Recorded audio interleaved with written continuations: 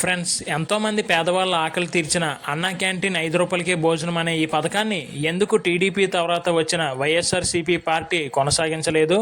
YSRCP party నుంచి అన్నా canteen ఎదుర్కొన్న ఆరోపణలు ఏంటి?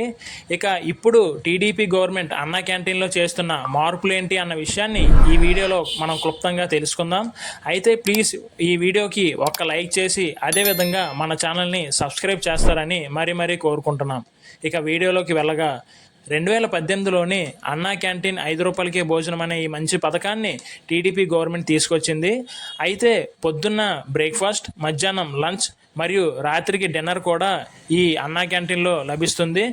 అప్పట్లోనే అనగా 2018లోనే బయట ఫుల్ మీల్స్ అయితే 70 రూపాయల నుంచి 100 రూపాయల వరకు కాస్ట్ అయితే ఉండేది ఫ్రెండ్స్.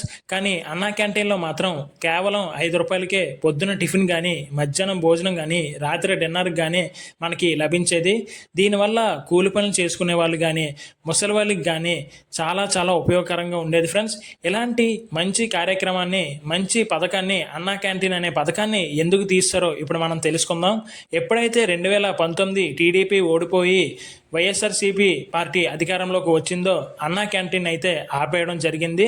దానికి అన్నా క్యాంటీన్లను ఎందుకు మూసివేశారని వైఎస్ఆర్సీపీ నాయకుల్ని అడగగా వారు మాత్రం అన్నా క్యాంటీన్ల వల్ల ఉపయోగం లేదని, ఇంకా ఎన్నో స్కాములు అన్నా క్యాంటీన్లో ఉన్నాయని చెప్పి వారైతే చెప్పడం జరిగింది.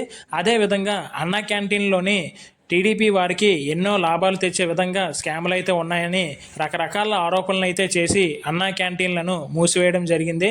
అయితే అన్నా క్యాంటీన్లను మూసివేయడం వల్ల జగన్ ప్రభుత్వం, వైఎస్ఆర్సీపీ ప్రభుత్వం చాలా విమర్శలను అయితే ఎదుర్కొంది. చాలామంది కూలి పనులు చేసుకునే వారికి కానీ, ముసలి వాళ్ళకి కానీ, పేదలకు 5 రూపాయలకే భోజనం పెట్టే అన్నా క్యాంటీన్లను ఎందుకు మూసివేశారని చాలా విమర్శలను అయితే వైఎస్ఆర్సీపీ పార్టీ ఎదుర్కోవాల్సి వచ్చింది. అయితే వైఎస్ఆర్సీపీ పార్టీలోనే ఏదో ఒక నాయకుడి పేరు అన్నా క్యాంటీన్లకు పెట్టుకుని ఆ పథకాన్ని కొనసాగించవచ్చు కదా అనే విమర్శ కూడా రావడం జరిగింది. కానీ వైసీపీ పార్టీ వీటిని పట్టించుకోలేదు.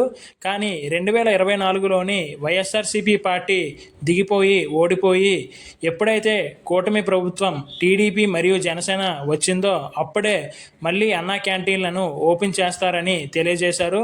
మొదటి 5 సంతకాల్లో చంద్రబాబు నాయుడు గారు 4వ సంతకం అన్నా క్యాంటీన్ రీఓపెన్ మీదే సంతకం చేశారు. అయితే ఇప్పుడు అన్నా క్యాంటీన్లోని జరగబోయే మార్పులని ఇప్పుడు మనం గమనిద్దాం. అయితే అన్నా క్యాంటీన్లతో పాటు డొక్కా సీతమ్మ గారి క్యాంటీన్లను కూడా ఓపెన్ చేయాలని ప్రభుత్వం నిర్ణయించింది.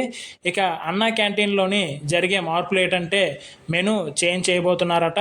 అవి ఏంటంటే ఎప్పుడు అన్నా క్యాంటీన్లోని ఫుడ్ ప్రొవైడ్ చేసేటప్పుడు రాగి సంగటి మరియు జొన్న రొట్టెలను కూడా ప్రొవైడ్ చేయడం జరుగుతుందట. అందుకనే క్యాంటీన్లోని 5 రూపాయల నుంచి 10 రూపాయలకి అయితే రేట్ని అయితే పెంచడం జరిగింది.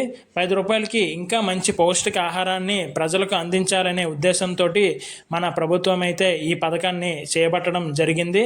అన్నా క్యాంటీన్ పథకాన్ని మళ్ళీ రీఓపెన్ చేయడం అనేది ప్రజలకు శుభవార్తనే చెప్పాలి.